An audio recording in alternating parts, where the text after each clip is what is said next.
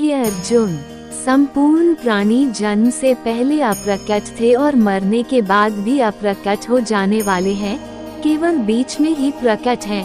फिर ऐसी स्थिति में क्या शोक करना है।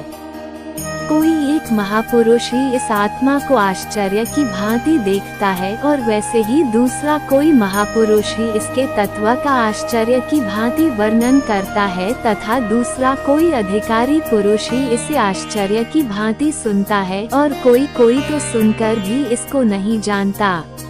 हे अर्जुन, यह आत्मा सबके शरीर में सदा ही अव्यक्त जिसका वध नहीं किया जा सके है। इस कारण संपूर्ण प्राणियों के लिए तू शोक करने योग्य नहीं है तथा अपने धर्म को देखकर भी तू भय करने योग्य नहीं है, अर्थात तुझे भय नहीं करना चाहिए, क्योंकि क्षत्रिय के लिए धर्मयुक्त युद्ध से बढ़कर दूसरा कोई कल्याणकारी कर्तव्य नहीं है। हे पार्थ, अपने आप प्राप्त हुए और खुले हुए स्वर्ग के द्वार रूप इस प्रकार के युद्ध को भाग्यवान क्षत्रिय लोग ही पाते हैं।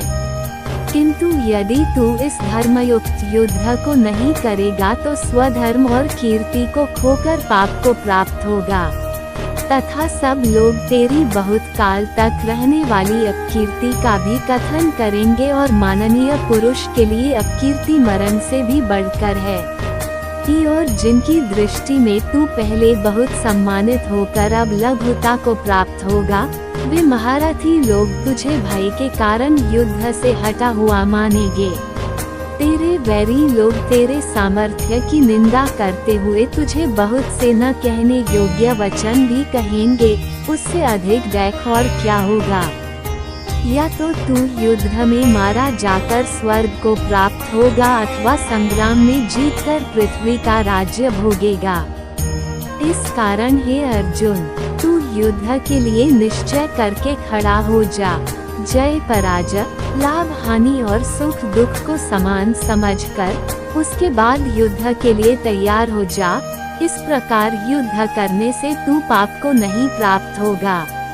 हे पार्थ, ये बुद्धि तेरे लिए ज्ञानयोग के विषय में कही गई और अब तू इसको कर्मयोग के अध्याय 3 श्लोक 3 की टिप्पणी में इसका विस्तार देखें। विषय में सुन, जिस बुद्धि से युक्त हुआ तू कर्मों के बंधन को भली भांति त्याग देगा, अर्थात सर्वथा नष्ट कर डालेगा। इस कर्मयोग में आरंभ का अर्थात बीज का नाश नहीं है और उल्टा फलरूप दोष भी नहीं है, बल्कि इस कर्मयोग रूप धर्म का थोड़ा सा भी साधन जन्म मृत्यु रूप महान भय से रक्षा कर लेता है। हे अर्जुन, इस कर्मयोग में निश्चयात्मिका बुद्धि एक ही होती है, किंतु अस्थिर विचार वाले विवेकहीन सकौम मनुष्यों की बुद्धियां निश्चय ही बहुत भेदों वाली और अनंत होती हैं। हे अर्जुन, जो भोगों में तन्मय हो रहे हैं, जो कर्म फल के प्रशंसक वेदवाक्यों में ही प्रीति रखते हैं, जिनकी बुद्धि में स्वर्ग ही परम प्राप्य वस्तु है और जो स्वर्ग से बढ़कर दूसरी कोई वस्तु ही नहीं है ऐसा कहने वाले हैं, वे अविवेकी जन इस प्रकार की जिस पुष्पित अर्थात दिखाऊ शोभायुक्त वाणी को कहा करते हैं, जो कि जन्मरूप कर्मफल देने वाली एवं भोग तथा ऐश्वर्य की प्राप्ति के लिए नाना प्रकार की बहुत सी क्रियाओं का वर्णन करने वाली है, उस वाणी द्वारा जिनका चित्त हर लिया गया है, जो भोग और ऐश्वर्य में अत्यंत आसक्त हैं, उन पुरुषों की परमात्मा में निश्चयात्मिका बुद्धि नहीं होती। हे अर्जुन, वे दोपर्युक्त प्रकार से तीनों गुणों के कार्य रूप समस्त भोगों एवं उनके साधनों का प्रतिपादन करने वाले हैं, इसलिए तू उन भोगों एवं उनके साधनों में आसक्तिहीन, हर्ष शोकादि द्वंद्वों से रहित, नित्यवस्तु परमात्मा में स्थित योग अप्राप्त की प्राप्ति का नाम योग है। क्षेम प्राप्त वस्तु की रक्षा का नाम क्षेम है।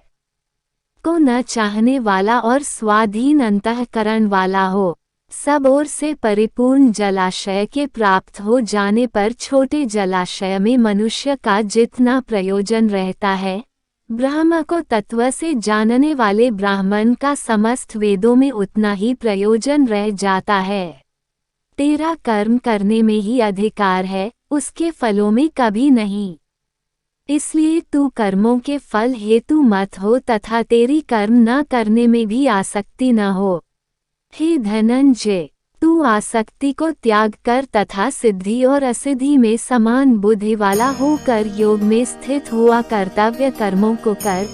समत्व, जो कुछ भी कर्म किया जाए उसके पूर्ण होने और न होने में तथा उसके फल में संभाव रहने का नाम समत्व है ही योग कहलाता है। इस समत्व रूप बुद्धि योग से सकौम कर्म अत्यंत ही निम्न श्रेणी का है।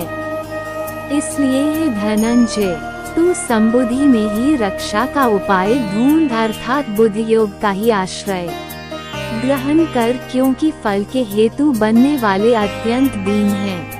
समबुद्धि युक्त पुरुष पुण्य और पाप दोनों को इसी लोक में त्याग देता है अर्थात उनसे मुक्त हो जाता है। इससे तू समत्व रूप योग में लग जा। ये समत्व रूप योग ही कर्मों में कुशलता है अर्थात कर्म बंध से छूटने का उपाय है। क्योंकि समबुद्धि से युक्त ज्ञानी जन कर्मों से उत्पन्न होने वाले फल को त्याग कर जन्मरूप बंधन से मुक्त हो निर्विकार परम पद को प्राप्त हो जाते हैं। जिस काल में तेरी बुद्धि मोहरूपी दलदल को भली भांति पार कर जाएगी, उस समय तू सुने हुए और सुनने में आने वाले इस लोक और परलोक संबंधी सभी भोगों से वैराग्य को प्राप्त हो जाएगा। भांति भांति के वचनों को सुनने से विचलित हुई तेरी बुद्धि जब परमात्मा में अचल और स्थिर ठहर जाएगी, तब तू योग को प्राप्त हो जाएगा अर्थात तेरा परमात्मा से नित्य संयोग हो जाएगा। अर्जुन बोले, हे केशव, समाधि में स्थित परमात्मा को प्राप्त हुए स्थिर बुद्धि पुरुष का क्या लक्षण है? वह स्थिर बुद्धि पुरुष कैसे बोलता है, कैसे बैठता है और कैसे चलता है? श्री भगवान बोले, हे अर्जुन, जिस काल में ये पुरुष मन में स्थित संपूर्ण कामनाओं को भली भांति त्याग देता है और आत्मा से आत्मा में ही संतुष्ट रहता है, उस काल में वह स्थित प्रज्ञ कहा जाता है।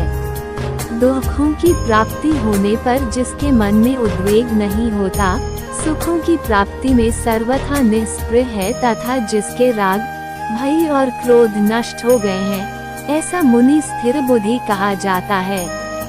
जो पुरुष सर्वत्र स्नेहरहित हुआ उस शुभ या अशुभ वस्तु को प्राप्त होकर न प्रसन्न होता है और न द्वेष करता है, उसकी बुद्धि स्थिर है। और कछुआ सब ओर से अपने अंगों को जैसे समेट लेता है, वैसे ही जब ये पुरुष इंद्रियों के विषयों से इंद्रियों को सब प्रकार से हटा लेता है, तब उसकी बुद्धि स्थिर है ऐसा समझना चाहिए। इंद्रियों द्वारा विषयों को ग्रहण न करने वाले पुरुष के भी केवल विषय तो निवृत्त हो जाते हैं, परंतु उनमें रहने वाली आसक्ति निवृत्त नहीं होती।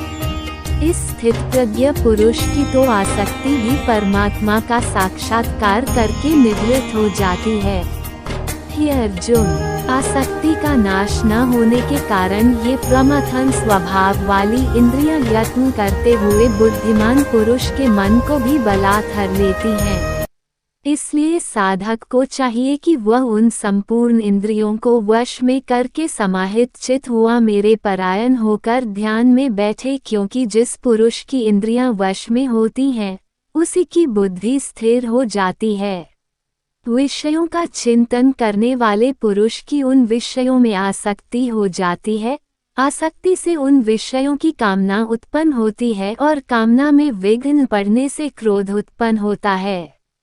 क्रोध से अत्यंत मूढ़ भाव उत्पन्न हो जाता है, मूढ़ भाव से स्मृति में भ्रम हो जाता है, स्मृति में भ्रम हो जाने से बुद्धि अर्थात ज्ञान शक्ति का नाश हो जाता है और बुद्धि का नाश हो जाने से यह पुरुष अपनी स्थिति से गिर जाता है। परंतु अपने अधीन किए हुए अंतःकरण वाला साधक अपने वश में की हुई राग द्वेष रहित इंद्रियों द्वारा विषयों में विचरण करता हुआ अंतःकरण की प्रसन्नता को प्राप्त होता है। अंतःकरण की प्रसन्नता होने पर इसके संपूर्ण दुखों का अभाव हो जाता है और उस प्रसन्नचित वाले कर्मयोगी की बुद्धि शीघ्र ही सब ओर से हटकर एक परमात्मा में ही भली भांति स्थिर हो जाती है। न जीते हुए मन और इंद्रियों वाले पुरुष में निश्चयात्मिका बुद्धि नहीं होती और उस अयुक्त मनुष्य के अंतःकरण में भावना भी नहीं होती तथा भावनाहीन मनुष्य को शांति नहीं मिलती और शांतिरहित मनुष्य को सुख कैसे मिल सकता है। क्योंकि जैसे जल में चलने वाली नाव को वायु हर लेती है, वैसे ही विषयों में विचरती हुई इंद्रियों में से मन जिस इंद्रिय के साथ रहता है वह एक ही इंद्रिय इस अयुक्त पुरुष की बुद्धि को हर लेती है। इसलिए हे महाबाहो, जिस पुरुष की इंद्रियों के विषयों में सब प्रकार निग्रह की हुई है, उसी की बुद्धि स्थिर है। संपूर्ण प्राणियों के लिए जो रात्रि के समान है, उस नित्य ज्ञान स्वरूप परमानंद की प्राप्ति में स्थित प्रज्ञा योगी जागता है और जिस नाशवान सांसारिक सुख की प्राप्ति में सब प्राणी जागते हैं, परमात्मा के तत्व को जानने वाले मुनि के लिए वह रात्रि के समान है। जैसे नाना नदियों के जल सब ओर से परिपूर्ण अचल प्रतिष्ठा वाले समुद्र में उसको विचलित न करते हुए ही समा जाते हैं, वैसे ही सब भोग जिस स्थित प्रज्ञा पुरुष में किसी प्रकार का विकार उत्पन्न किए बिना ही समा जाते हैं, वही पुरुष परम शांति को प्राप्त होता है, भोगों को चाहने वाला नहीं। जो पुरुष संपूर्ण कामनाओं को त्याग कर ममता रहित, अहंकार रहित और स्पृहा रहित हुआ विचरता है, वही शांति को प्राप्त होता है, अर्थात वह शांति को प्राप्त है। हे अर्जुन, ये ब्रह्म को प्राप्त हुए पुरुष की स्थिति है। इसको प्राप्त होकर योगी कभी मोहित नहीं होता और अंतकाल में भी इस ब्राह्मी स्थिति में स्थित होकर ब्रह्मानंद को प्राप्त हो जाता है।